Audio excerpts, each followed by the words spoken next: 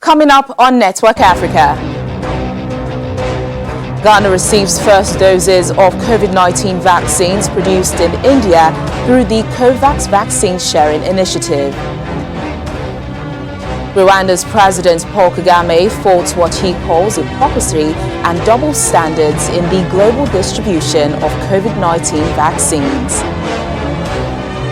Plus, former Interim Minister Mohamed Bazoum elected as the new Niger president.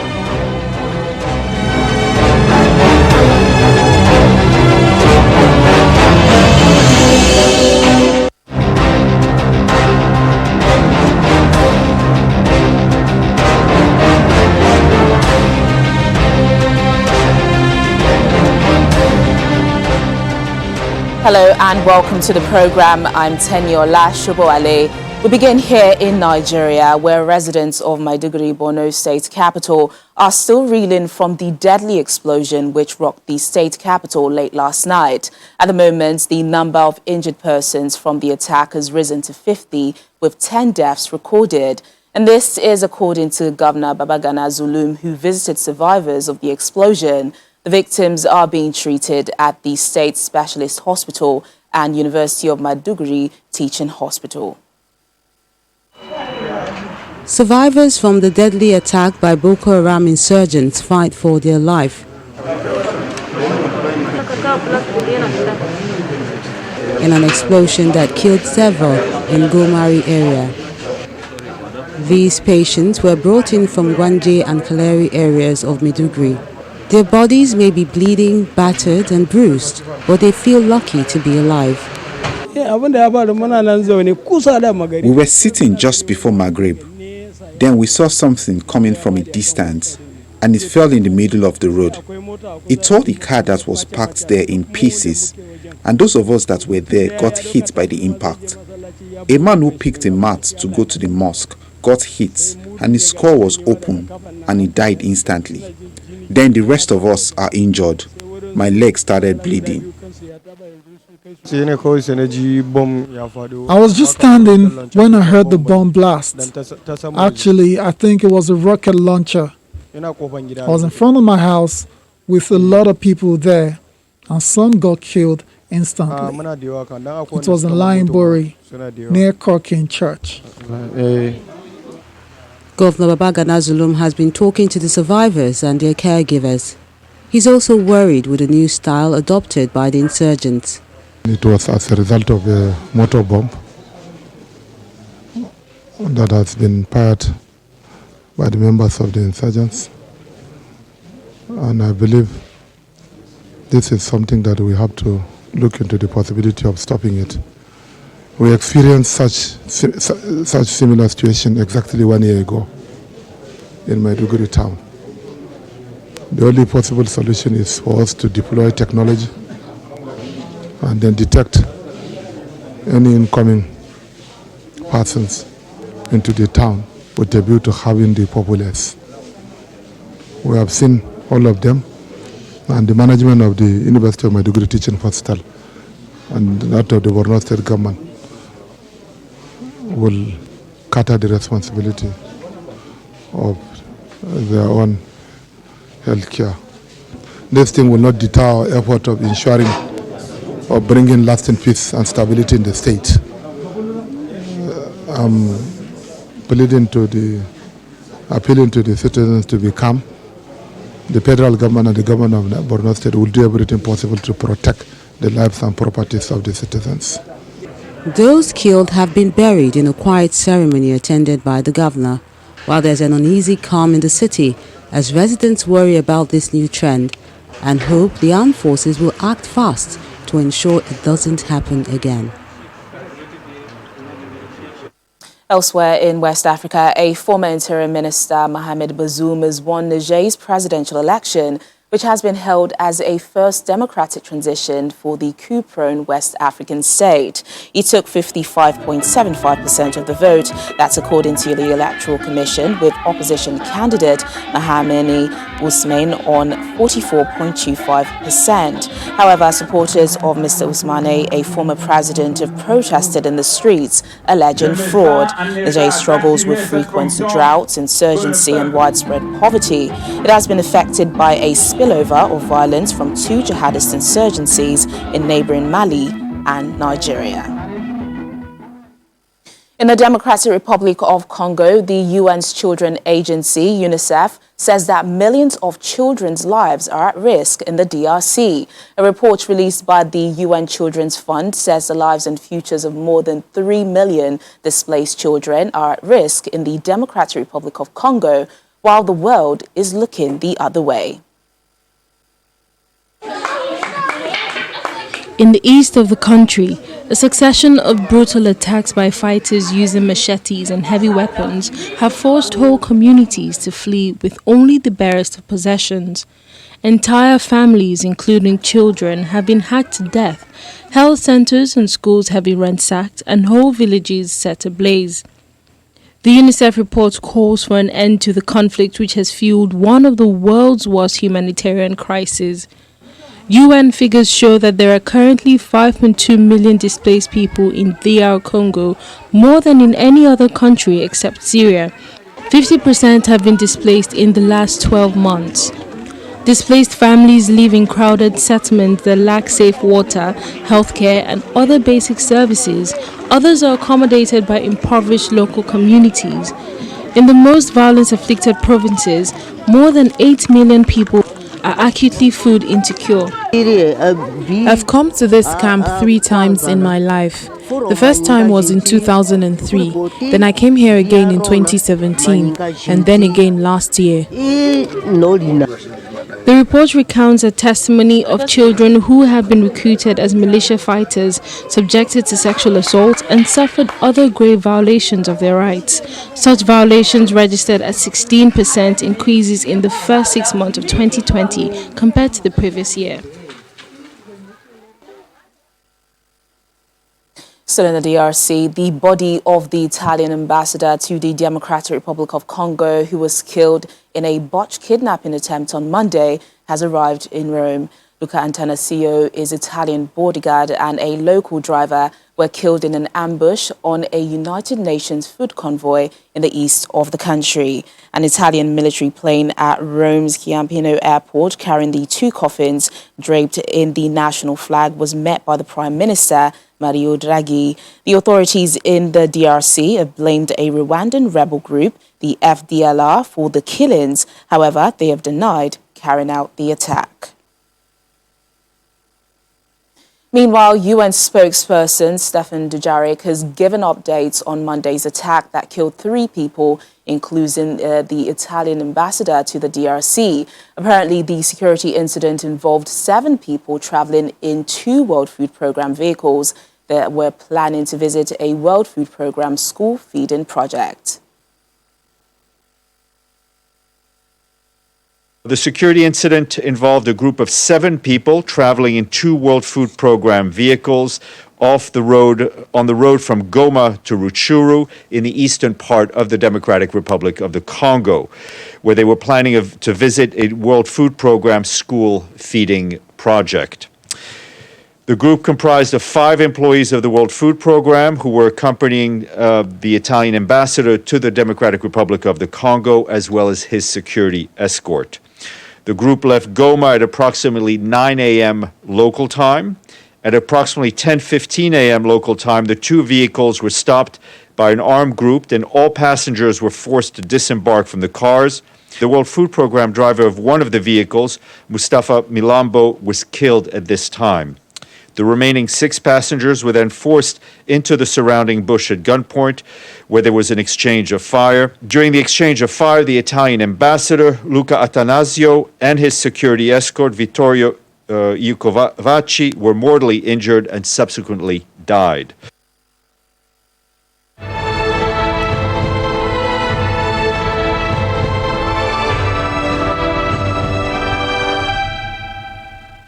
to our coverage of the COVID-19 pandemic. Ghana has become the first country to receive coronavirus vaccines through the COVAX Vaccine Sharing Initiative. The World Health Organization program aims to ensure that vaccines are shared fairly among all nations. COVAX is aiming to deliver about 2 billion doses of COVID-19 vaccines globally by the end of the year. Many rich nations who began their own vaccinations months ago have faced criticism for buying or ordering more vaccines than they need. A total of 600,000 doses of the vaccine developed by AstraZeneca and Oxford University arrived in Ghana's capital, Accra, on Wednesday. The West African country has recorded more than 80,700 cases of coronavirus and 580 deaths since the pandemic began. These numbers, though, are believed to fall short of the actual toll because of low levels of testing.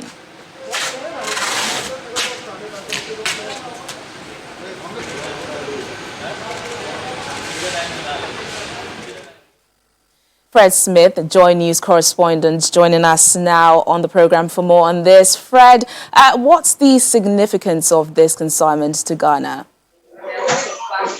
Well, it is indeed significant considering that it's been almost a year since Ghana recorded its first case of the virus, and the country has been battling.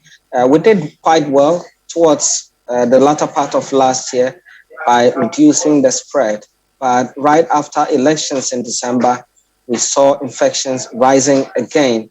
And now, as you mentioned, our cases are above 81,000 so far, with 584 deaths, as we have recorded. In the latest update, 486 persons contracted the virus.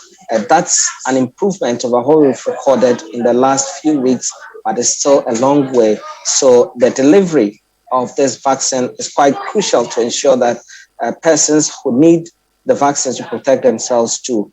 It is also crucial because in the recent surge, we are recording lots of symptomatic cases, and that wasn't the case when the virus started sometime last year. And so this is quite significant, and it's the reason why the health minister himself, together with officials of the WHO, the UNICEF, the EU representatives in Ghana, among other top officials, were at the Kotoka International Airport to receive the consignment as the plane touched down this afternoon. Just talk to us about, the general reception to this COVAX vaccine. We have to remember Ghana is the first country to receive the jabs through this initiative. Yes, indeed. The public is quite divided over whether to accept it or not. But in official circles, there's quite some excitement about this because there's a belief that we will be able to control the spread once we have vaccinated a good number of our population. And if you recall, in the Ashanti region alone, we're recording high number of deaths. And so that region this afternoon has held a news conference to say that they are excited about the arrival. That region is expected to receive about 2 million doses of the vaccine and to vaccinate its population. We have about 5 to 6 million population in the Ashanti region. So 2 million is right about 1/3 of that population. That region, the Greater Accra region and central regions, are those to benefit from the consignment that we've received today.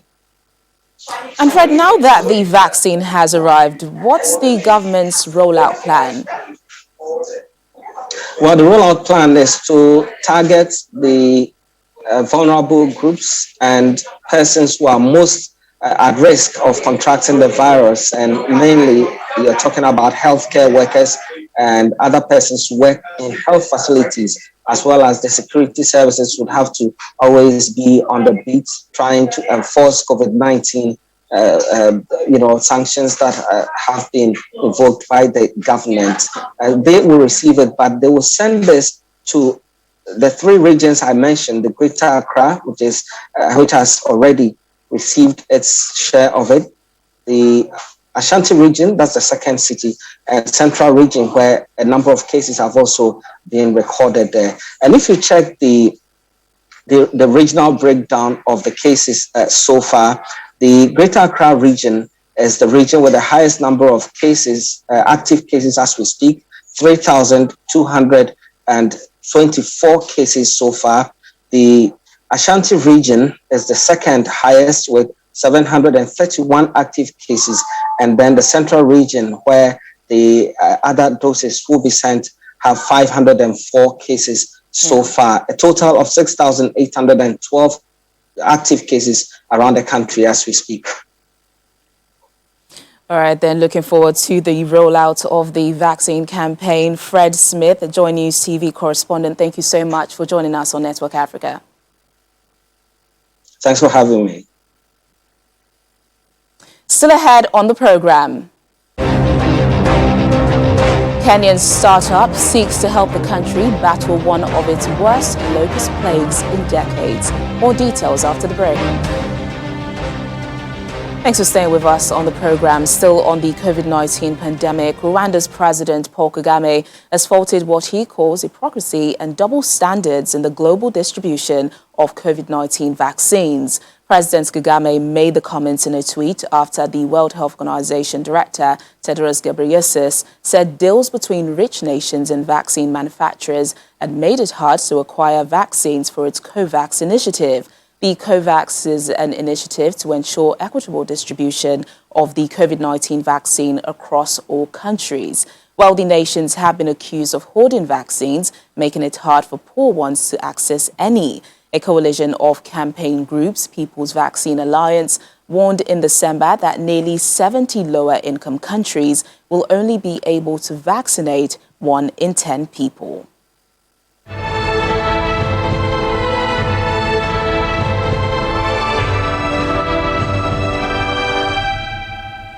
Now, the U.S. State Department says it's considering a range of targeted options against members of the Ugandan security forces it holds responsible for abuses against opposition candidates and civil society. The run-up to January's election was marked by a series of deaths, arrests and detentions of opposition supporters, including Robert Kyagulanyi, also known as Bobi Wine, who was contesting the presidency. Bobi Wine abandoned his challenge to the result of the vote on Monday, saying the Supreme Court was biased in favor of President Yoweri Museveni. The South African National Union of Metal Workers today protested at steel producer ArcelorMittal plant near Johannesburg on the state of health and safety workers. An explosion at the Citibank premises of the company resulted in the collapse of a building structure, leaving 3 trapped workers dead.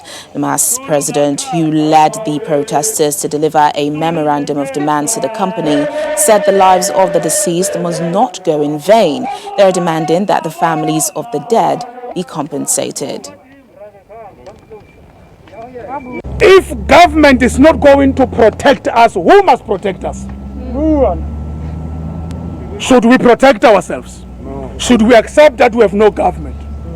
Comrades, we're urging Department of Labor to do the right thing and expose this company for what it is. The life of our members cannot be for free in this country. On behalf of the management of AMSA, I accept the memorandum and I will convey your message to the executive team.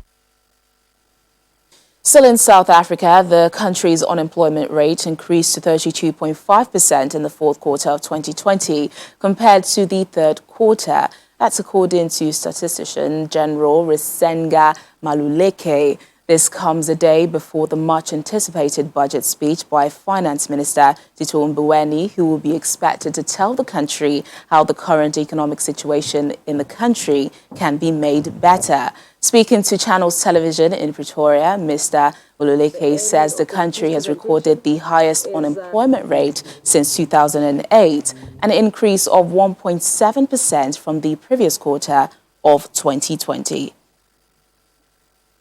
We have seen that unemployment rose by about 1.7 percentage points from the previous quarter, which is third quarter of 2020. And we'll remember that the unemployment in the third quarter of 2020 was sitting at 30.8%, and that accounted for 6.5 million people. Now, where we are seated, we have 7.2 million people actively looking for employment, and as such, they represent 32.5% as the unemployment rate. Now, when you look into that and unpack it further into the expanded definition, you have those 7.2 million people plus the 2.9 million people discouraged work seekers, as well as the 1 million people who didn't look for employment for other reasons, but if employment became available, they would have taken it. Those people come to 11.1 million, and that 11.1 represents 42.6% as our expanded unemployment rate. Now, who are the most vulnerable to labor markets? It's young people with the unemployment rate of more than 62%, and I'm talking young people 15 to 24 years. And as you will realize that our laws allow people of the age of 15 years, if they are not at school, to be able to take up employment. Kenya is battling some of the worst locust plagues in decades, but a startup, the Bug Picture, hopes to transform the pests into profits and bring hope to the hopeless whose crops and livelihoods are being destroyed by the insects. Unusual weather patterns worsened by climate change have created ideal conditions for surging locust numbers, which have destroyed crops and grazing grounds across East Africa and the Horn. Scientists say warmer seas are creating more rain, waking dormant locust eggs, and cyclones that disperse the swarms are getting stronger and more frequent. However, a startup company, the Bug Picture, is working with communities around the area of Laikipia, Isiolo, and Samburu in central Kenya to harvest the insects and mill them, turning them into protein-rich animal feed and organic fertilizer for farms. The locusts are collected at night by torchlight when they are resting on shrubs and trees. Yeah, biological behavior of locusts is that they start roosting in the evening from 6:30 and up to 8 in the following day, 8, 9. So we normally like to have them try to start harvesting as early as 5:30 because they are sleeping, they are weak, they can't move, they can just be picked or they can shake the trees and collect. It's easier for them to collect. You can't collect locusts during the midday because they keep on flying. Then milled and processed into powder, which is used in animal feed or an organic fertilizer. Currently, we are doing the crushing of the locust after collecting them from the community, local communities last night. And after crushing them, now they'll be dried. After drying now, they'll be taken for milling. Milling now is when now it will be processed into powder and now it will be packed. Then the formulation now starts from there, where the locust powder is being added other components to form animal feed and organic fertilizer for farms. To formulate animal feed for fish, poultry, dairy and pigs, because locusts apparently have like 70% of protein. So it substitutes the biggest protein, the most expensive part of animal feed is the protein. So the communities here around are collecting locusts. Once they collect, they are weighed, then they are paid. In central Kenya's Laikipia, clouds of locusts are devouring crops and other vegetation. The Bug Picture is targeting swarms of 5 hectares or less in inhabited areas not suitable for spraying. Swarms can travel up to 150 kilometers a day and can contain between 40 to 80 million locusts per square kilometer. The Bug Picture pays residents 50 Kenyan shillings per kilogram of the insect. Between February the 1st and 18th, the project oversaw the harvest of 1.3 tons of locust, according to the startup's Laura Stanford, who said she was inspired by a project in Pakistan overseen by the state-run Pakistan Agricultural Research Council. And that's the program today. Thank you so much for watching. I'm Tenyola Shoboale. Stay safe.